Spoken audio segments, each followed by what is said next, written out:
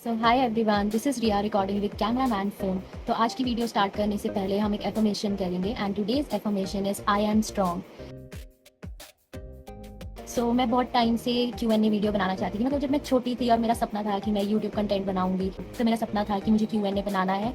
हालांकि मेरे पास सिर्फ 3 ही क्वेश्चन आए हैं, तो हम उन्हीं से Q&A बनाएंगे क्योंकि मेरा सपना है तो मैं जैसे मर्जी से पूरा करूँ। It's my wish. ठीक है, तो स्टार्ट करते हैं। मैंने इस पर लिखा भी है प्रोफेशनल्स की तरह। ठीक है, जैसे कि बहुत सारे क्वेश्चन मुझे याद रहेगा, वैसे 3 ही है, बट लेट्स स्टार्ट। तो सबसे पहले मुझसे पूछा गया है, एक ही बंदे ने वैसे बहुत लोगों ने नहीं पूछा, पर आई होप कि आगे चल के मैं और सारे Q&As बनाऊंगी। मेरी फेवरेट टाइप ऑफ वीडियो है। तो स्टार्ट करते हैं। पहला क्वेश्चन है कि आपने कितने ड्रॉप लिए थे नीट के लिए। तो मैंने 2 ड्रॉप लिए थे। मैंने ये कैसी आवाज़ थी। तो मैंने 12th में जब मैं थी तब नीट दिया था और उसके 1 साल बाद मैंने ड्रॉप लिया था और उस ड्रॉप ईयर में ही मैंने पीजीआई पैरामेडिकल का एग्जाम दिया था, बीएससी पैरामेडिकल का।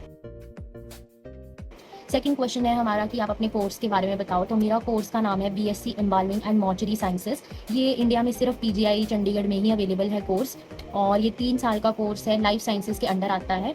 तो इसका करिकुलम ऐसा है कि फर्स्ट, सेकंड और थर्ड ईयर में हमें जो मतलब परमानेंट सब्जेक्ट है वो अनाटमी है, फोरेंसिक है और एम्बाल्मिंग है। एम्बाल्मिंग का मतलब होता है जिसमें हम सीखते हैं कि हमें अगर किसी की डेथ हो गई तो आफ्टर डेथ उस कैडेवर को, बॉडी को हमें किस तरह प्रिजर्व करना है। जैसे ट्रांसपोर्टेशन होती है बॉडी की, उतना ट्रैवल करते करते अगर आप उसको ट्रीट नहीं करोगे, डेथ के बाद हमारा ऑटोलाइसिस शुरू हो जाता है।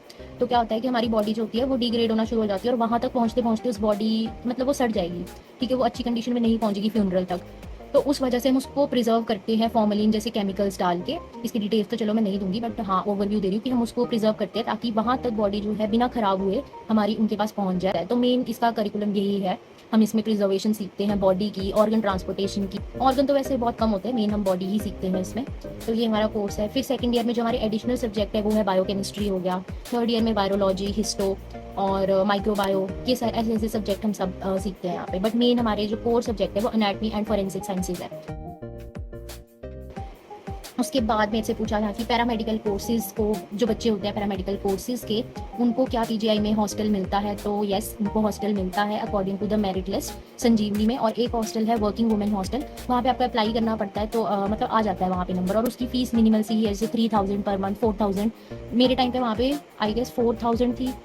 हाँ, 4600 थी मेरे टाइम पे, और उसमें फूड इंक्लूडेड था तीनों टाइम का। और 100 रुपीज़ शायद इलेक्ट्रिसिटी के होते हैं। शेयरिंग में मिलता है रूम, 3 सीटर रूम होते हैं वो। उसमें अलमीरा सबकी अलग अलग होती है। पहले जब आप जाओगे तो क्रैच मिलता है वहाँ पे, मतलब ऐसे 6-7 बच्चे होते हैं। उसके बाद विद इन 1 और 2 मंथ आपको शिफ्ट कर दिया जाता है आपके रूम्स में, जैसे ही अवेलेबिलिटी होती है। तो वो 3 शेयरिंग रूम होते हैं। तो हाँ, हॉस्टल मिल जाता है। और ठीक है, रहने लायक। उनके थोड़े से वॉशरूम्स अच्छे नहीं हैं, बट ठीक है। उसके बाद मेरे से पूछा था कि क्या आपने पीजी लिया था या हॉस्टल लिया था। तो मैं सबसे पहले जब पीजीआई आई थी तो मैंने सेक्टर 15 में अपना पीजी लिया था। फिर वहाँ पे मैं मतलब 6-7 महीने रही। उसके बाद मुझे हॉस्टल मिल गया था। पहले तो मेरा कोई मन नहीं था कि मैं हॉस्टल जाऊँ, क्योंकि वो ठीक है, इतना अच्छा नहीं है, वो ओके है, उसकी मेंटेनेंस इतनी अच्छी नहीं है। फिर मैंने कहा चलो एक्सपीरियंस लेना चाहिए, तो मैं हॉस्टल चली गई।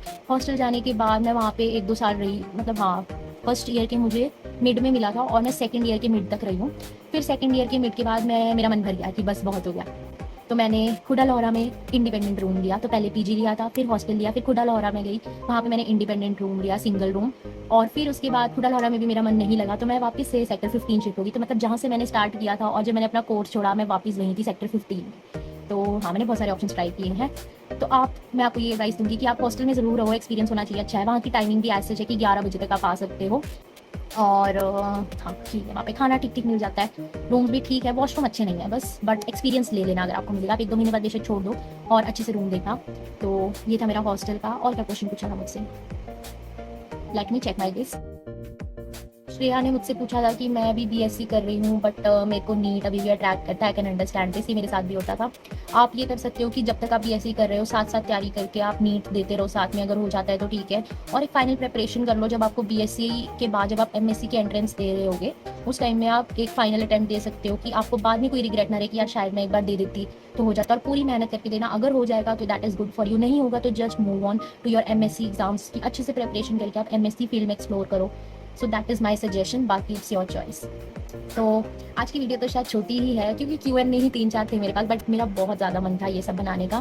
और मेरे सेटअप से आपको लग रहा होगा, ये जो पीछे मेरे गुड्डे से पड़े हैं, कि ये तो बड़ा अलग सा सेटअप है, मैं कहाँ पे बैठ के बना रही हूँ। तो मैं अपने होम टाउन आई हुई हूँ ऊना में, क्योंकि मैंने एमएससी के एग्जाम्स दे रखे हैं और उनके रिजल्ट आने हैं अभी, उसके ऊपर भी वीडियो जल्दी आएगी। तो ये सारे मेरे गुड्डे हैं, इनको भी मैं बहुत प्यार प्यार से रखती हूँ। एक मेरा गुड्डा मेरी साइड पर भी पड़ा है, ये देखो, ये भी पड़ा है मेरा प्यारा सा गुड्डा। मतलब बहुत सारे सॉफ्टवेयर है कि मेरा बारबी सेट भी पड़ा है। उप्स, उल्टा है ये।